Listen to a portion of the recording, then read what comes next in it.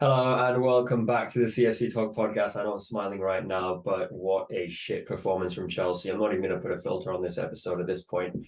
Just sick and tired of seeing the same Chelsea again and again. For those of you who may not know, I went to the game, watched the game live at the bridge. I'll put some photos up on the screen for those of you watching on YouTube. But such a shit performance, honestly. 1-0 against Arsenal. We got bullied on the night. We couldn't compete at all. There was no competition between the two teams. It seemed very clear that Arsenal were the team who were deserving of the win. And first half, second half, from the lineups, we all knew this was not going to be an easy team. This is not going to be an easy team to beat. Arsenal are, top of the table. They've been incredible. A project they've been building for the last 3 years compared to Chelsea, who've just been doing this since the last 11 or 12 games, depending on how long Potter's been here. But there's a lot of more underlying issues with Potter being at Chelsea, in my opinion, than people are portraying right now. I know there's this whole thing of back the manager as much as we can. Let's stick with the same manager, but the manager has to be the right manager, and we'll get into all of that in a little bit later. But going back to the Arsenal game, Saliba, Jesus, and Gabriel literally standing out for Arsenal. Saliba with that performance in defence, that man of the match. I mean, he was solid there. Xhaka as well, and Partey. These guys were incredible for Arsenal. And Chelsea had no match for it. Chelsea had zero match for it. We didn't challenge Ramsdale at all. There was only one kind of shot that we had, and even then, it was just a straight shot at the goalkeeper. Nothing too testing for Ramsdale. And it was a silent day for him. And Aubameyang, with all that talk that he had in that promo, I mean, he had more of a cameo in that promo than the Arsenal game itself. Nothing. He wasn't on the pitch at all for that 60-odd minutes that he was there for. Broya, we took way too long to bring him on. We knew we needed someone with pace to get in behind Arsenal. We needed someone with the physicality, and Aubameyang's not the kind of person you go for. So it was quite surprising when we discussed the lineup. So I'll get into more details with that. Subs were a big issue for me as well. Nothing that we saw right after halftime, because nothing was working in the first half. We should have made a few substitutions, seen how things would have went before we tried and change tactics. But yeah, that as well. UCL draw happening today. Borussia Dortmund is the team that Chelsea have drawn against, and then obviously that all important game against Manchester City in the EFL Cup this week on Wednesday, depending on when you guys are watching this. So, firstly, the lineups. Ooh, where do I start? For the back, not much of an option. Chilwell's out, Reece James is out, unless we want to play Loftus-Cheek at right wing back and push Aspi in that centre back role. Didn't seem like that was going to be the case, and four at the back was kind of expected from Tuchel, but it clearly wasn't the right four at the back, because I'm not sure why Koulibaly was left out. There was no injury scare with Koulibaly. He could have played that game. He could have come on, and his physicality against Jesus, against Saka, would have been a lot better than maybe Chalobah or Silva were on the night. And Aspi, he was a concern for us. We thought, Aspi starting in that right back position is going to be very scary for us for the rest of the season until James is out. But he was one of the better performers. Him, Mendy, the two that were actually in the game to win the game. The rest of the players just looked like it was just one of those friendly games. No one really was that bothered to try and score a goal when we were 0-0, when we were 1-0 down. That passion, that Chelsea passion that we saw when I was standing at the Matthew Harding stand, and right next to me was Drogba's banner, and I could just look at it and go, well, we need players like Drogba in this team to win games like these. And it just seemed like a friendly to me. It didn't seem like Chelsea cared about the result at the end of the day. It was just one of those games where Chelsea just wanted to play 90 minutes, go out of the Stamford Bridge and just go home again. And none of the players looked like they were actually interested in doing anything. I mean, Ruben Loftus-Cheek, very disappointing from him. No progressive passing. Even the amount of displaced passes he had was quite annoying to see. Beaten in midfield by Xhaka and Partey in certain situations, unable to put in those tackles, stop those Arsenal attacks. And it's quite frustrating, because we saw that against Brighton as well. It's the midfield issue that we saw again. And irrespective of whether we were missing Kante or not, whether we were missing Fofana, our left and right wing backs who've been key for us this whole season and last season, we should be able to compete with a team like Arsenal, get away with a draw. No Chelsea fan was coming into this game thinking, well, 3 points is going to be an easy 3 points. Anything less than a 3 points is a disappointing game. But maybe a 1-0 would have been enough. And that's that, or not 1-0, but maybe 1-1, a draw would have been enough for Chelsea. I mean, a draw against Arsenal would have been a great result for us. Man City as well would have been very happy with that result. And Chelsea kind of just forgot what they're doing.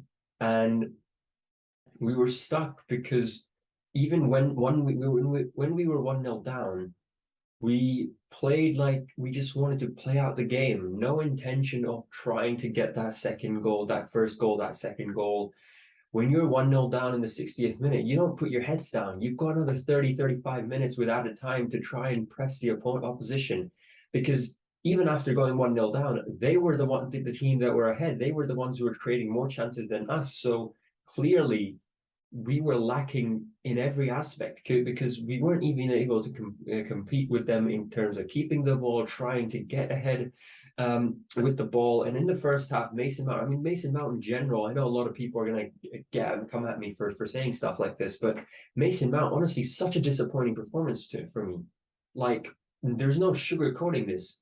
The expectations for Mount are way higher than the rest of our midfielders or the rest of the youngsters in our team because of what he's shown in the UCL campaign or the campaign after. But right now, Mason Mount is just very inconsistent. A few good games before that Brighton loss, and now suddenly we've just lost him. So many dispossessions. I think he had more dispossessions than passes or accurate passes today. I know people won't mention that, and I know a lot of people on Twitter are going to get triggered by me saying that, but it's just the truth. It's just the truth that Mason Mount didn't have a good game. I'm not saying against him starting or there's a bias or whatever, but today it just wasn't his day.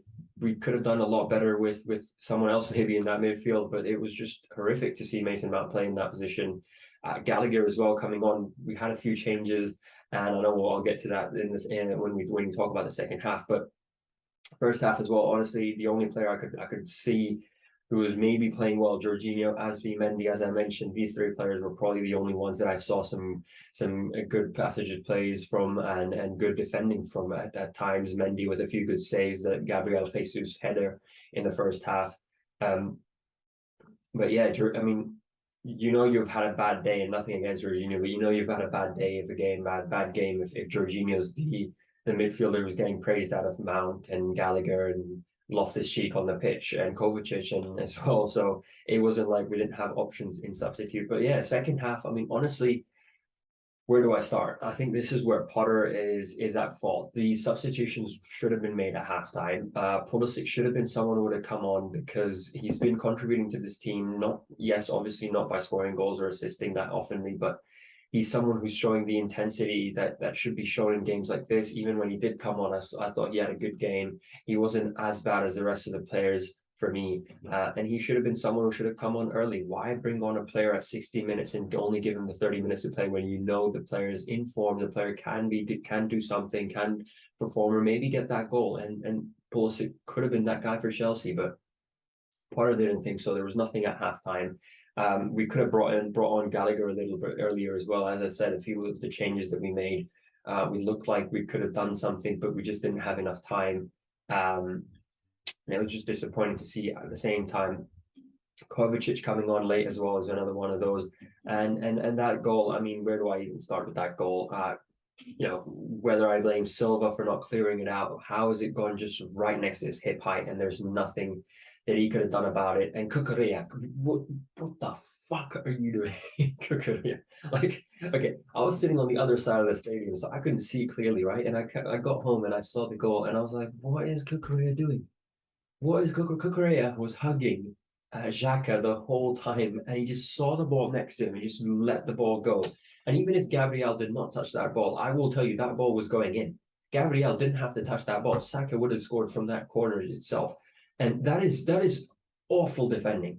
That is awful defending. Silva, with the experience he has, he misses it. Cucurella is busy doing something else, and Chelsea players have no clue of what ball's gonna do now.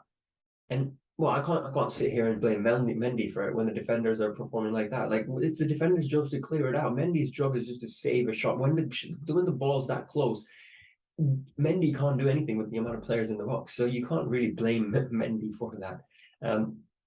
It's just one of those where just no clue what was going on. Broja coming on in that second half was a bit of a surprise when it was in the 60th minute. Should have been earlier. If he did come on, I think with him, Mount and Gallagher, Sterling being in the mix as well, with Havertz as well. I think they replaced Broja and Aubameyang, but we could have created something. And Broja's presence in attack is a lot more threatening to opposite. Produces a lot more threats to the opposition than Aubameyang right now, and that's just a clear case. There's no sugarcoating it. Aubameyang, yes, mate, you should that preview, man. That preview is still pissing me off, because if that happens for Borussia Dortmund, I'll be very surprised, and I'll be very surprised if he does something like that for Borussia Dortmund. But yeah, it's one of those where we should have done something. And clearly on the night we could tell that there's been a project at Arsenal that's been going on for years and years, 3 years of Arteta being there, the struggles they've faced in 2 seasons, and now suddenly there's such a well-joined group. They've got players, they've got youngsters, they've got senior squad members as well, and the results that they're producing against teams, and it's incredible to see that happen. And at the same time, yes, you want the same thing happen at Chelsea. You want to stick with one manager, but in my opinion, Potter's not the guy. I know people are going to be like, well, it's too early, it's this, it's that. Like, him at Brighton, people need to realize what he's done at Brighton is incredible, with the amount of funding they have, the amount of aims they have as a team. It's incredible to see what he's done there, but you have to realize the pressure that comes with being a top club at like Chelsea, spending millions and hundreds of millions each summer, producing, trying to get the best of talents, from clubs to try and compete for the top 4 position. Brighton's aims are not top 4. Brighton's aims are not in a quarterfinal, a semi-final, the Champions League, or Champions League win every now and then. Those are not Brighton's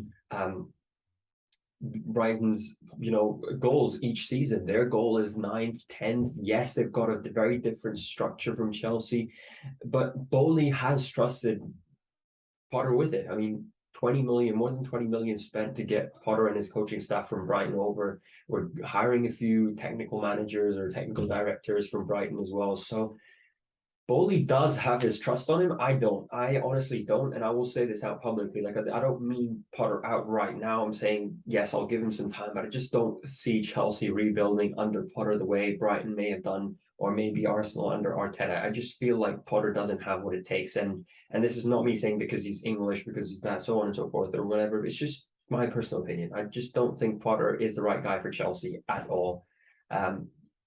Fans calling him out right now, maybe that's a bit too early. I'm not saying Potter out right now, but I'm just saying in the long run, you want someone who has managed a top club in Europe. Yes, the Premier League's tough. Yes, Brighton are still a good team. They've achieved a lot under Potter, but it's not Tuchel at PSG. It's not Zidane at Real Madrid. It's not Mourinho over the last few clubs that he's managed. But it's just not the same kind of thing. And I know players calling for, not players, but fans calling for Tuchel to come back or Mourinho to come back. Yes, those things emotionally, seem the right decision to take, but I'm not sure. I'm not sure right now. I'm myself, I'm a bit confused. I think results for the next few games. Man City's going to be a big game as well for us. We've got Newcastle, who are in insane amount of form. I mean, they're touching top 4 right now, a team that I don't think anyone predicted to be in the top 4 are doing it. But in conclusion, I think the Arsenal game, if I had to sum it up again, we're lacking character again. I said this a few episodes ago, and I said this last episode as well. I'll say it again. I'll keep on saying it again and again. Even if we win, we just don't win convincingly. We're not showing the passion for Chelsea. I know a lot of fans are saying these players do not deserve these kind of criticisms. No, but these players are privileged to put on a Chelsea shirt. Millions and millions of people dream to put on that Chelsea badge and play for Chelsea. So when you're the selected 11, the selected 22 of the squad, or selected 30 people in Chelsea's team, in the first team, second team, whatever, you are chosen to present this badge in a global level with the topmost passion. You're not there to just play out 90 minutes. You're there to win every single game. You're there to perform to the best of ability. And yes, Tuchel, just seeing this team play like this feels like Tuchel overachieved with the squad. And this squad just seems like this squad did not deserve that Champions League win for me, because horrific. It's this. I can't believe this is the same team that we saw that won the Champions League. We've added Kukurea, we've added Zakaria, we've added Koulibaly, we've added a few other players, and yet we've somehow gotten worse. We've somehow gotten worse from that Champions League campaign, which no clue how that's happened. Why is things like this happening? I mean, when we go into a game, and specifically this Arsenal one, when it was 0-0, Chelsea were just sat there playing the ball out, trying to feel the game out. Nothing going on. When it was 1-0 down, Chelsea were still heads down, just trying to play the game out. And even then, Arsenal were attacking at us. We only realized, oh shit, we have to win the game in the last 10 minutes. In the 84th, 85th minute, before that 5 minutes of added time, that's when Chelsea realized, wait, we need to win the game. We need to win the game here. And there was nothing. Still nothing from Chelsea. One or two attacks, maybe a corner in here and there, but nothing threatening, nothing that maybe made Ramsdale or any of the Arsenal defenders or Arteta go, well, we need to change some tactics. We need to change something around, because this clearly they might be able to score here. They're gaining the momentum. Nothing. Absolute fuck all from Chelsea. Absolute fuck all this whole game. And that's just the way it has been against Brighton, against Arsenal. It's going to continue to be that way until the players perform to the level they're expected to. The manager gets up and says, well, I'm not having any of this shit. We're going in every game winning. And I can go on for hours and hours and repeat the same shit again and again and again, but it's not going to make a difference. I feel like it's just going to be the same old story, and which is why I don't have a lot of hope for Man City. Moving on to that game, Carabao Cup, I know, yes, players need to be rested and so on and so forth, but we can't afford to lose this game. Man City are a dominant force in the Carabao Cup. They are the team to beat if you want to win the cup. So it's the perfect chance for Chelsea to walk into that game, get your first lineup in, and score as much as you can. Try and just get that confidence up of players and win that game, because it only gets easier from now. If we do win against Manchester City, which I will say I don't have a lot of hope for, I do see us losing 2-3-0. If Haaland does score a few goals, I won't be surprised. I don't have a lot of hope against Man City. The squad they have, the players they have are incredible, and I just don't see us being a team that can actually beat them at the moment. They've also been in great form, and yeah, it's going to be a tough one. And we don't have a lot of players to rest as well. Koulibaly might start that one, Silva might not start that, and with Newcastle coming up, it's going to be a bit of a confusion. It's going to be a bit confusing for Potter to pick who to start and who not to, because I think we play Wednesday night and then we play Saturday night as well. So there's a few days, but still, I want to see Zakaria. I want to see Pulisic start as well. Mount can get a rest if he wants to. Kai can get a rest. Aubameyang as well. I want Broya to start. You know, these players who generally do deserve to start. Zakaria, I mean, I'm surprised he hasn't started yet so far. Like, what's up with us not giving Zakaria the time that he needs? I mean, come on, guys. We can't. Why have we just ruled him out of Chelsea, and he's only played a few minutes to get in that Champions League game? It's quite confusing why we would do that to Zakaria. I mean, he scored that goal. Yes, he played so well, and yes, he's not Kante level, but give him time. You give him a few games. Why are we so early to judge Zakaria? Kai Havertz is still starting, and this guy has done fuck all this whole season. He starts every single game as if he deserves a start, but Zakaria can't even get a place in this team. And I am to believe there's no biases in this. Like, what is up with Zakaria not starting? If I don't see him against Man City, then I'll be very surprised, because that's a game where you kind of rest your key players, or you have your other squad members play or youngsters play. But Man City aren't going to come in with the rested squad, they will come in with a few strong players. We'll have a few strong players in the bench as well because they want to win this game. They're up for every trophy. They're not going to just play around like Chelsea. If we win, we win. If we lose, we lose. It's not a big deal kind of situation that's happening at Chelsea, or at least I'm seeing at Chelsea right now.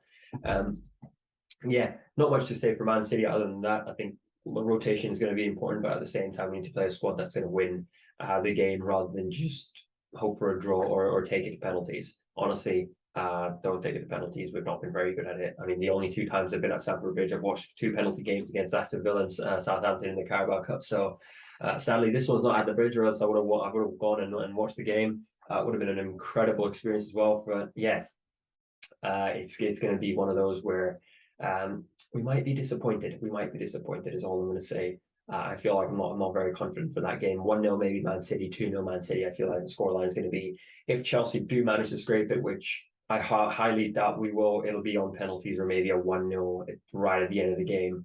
But it has to be a dominant performance against Man City because it'll set the tone then for us for the rest of the Carabao Cup against other teams. But in other topics, the UCL draw, and I won't lie, every team on the UCL pot that we could have drawn against, I felt like Chelsea are going to lose because of the way we've been playing the last few games and the way I feel like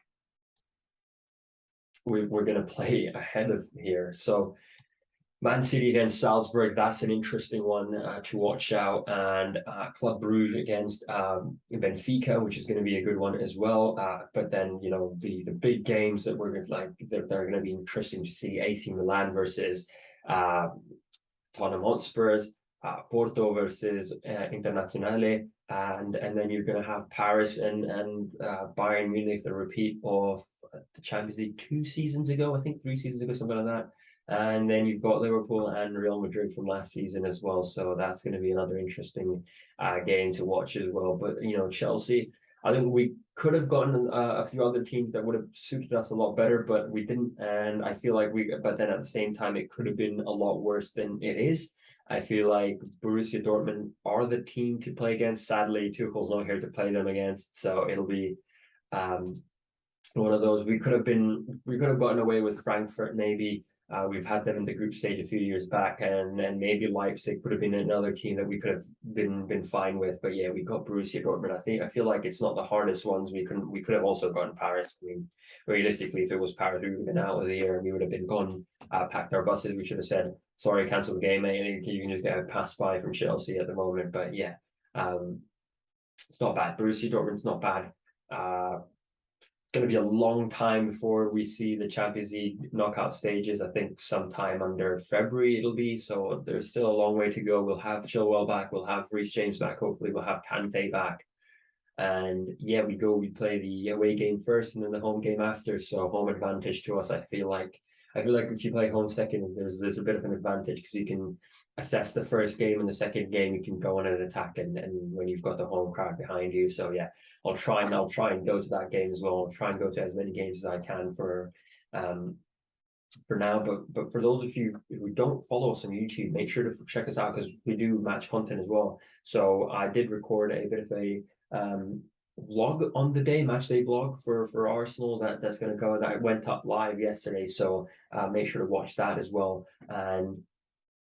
And yeah, other than that, that's pretty much the podcast. And I'll be doing this on my own right now, but that's just the easiest way to do it at my own convenience. And I've just been enjoying it doing myself because sometimes when I have guests on, I'm not able to just portray my own opinion because I want to give the respect of having that guest over to try and explain what their thoughts are and what their opinions are on the game, as well as just putting in mine. But it's not as apparent as let's say it would be on a one-on-one conversation. But yeah, this is it for today.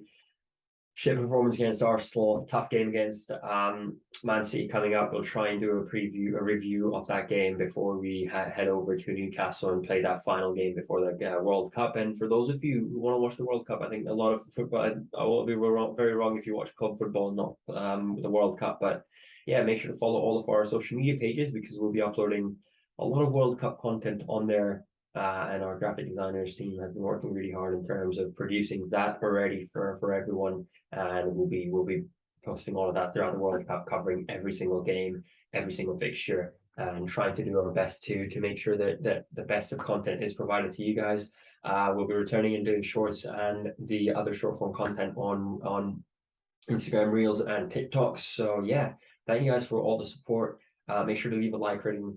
Make sure to subscribe. Make sure to follow all of our social media pages. And until then, stay safe, and we'll see you guys next time.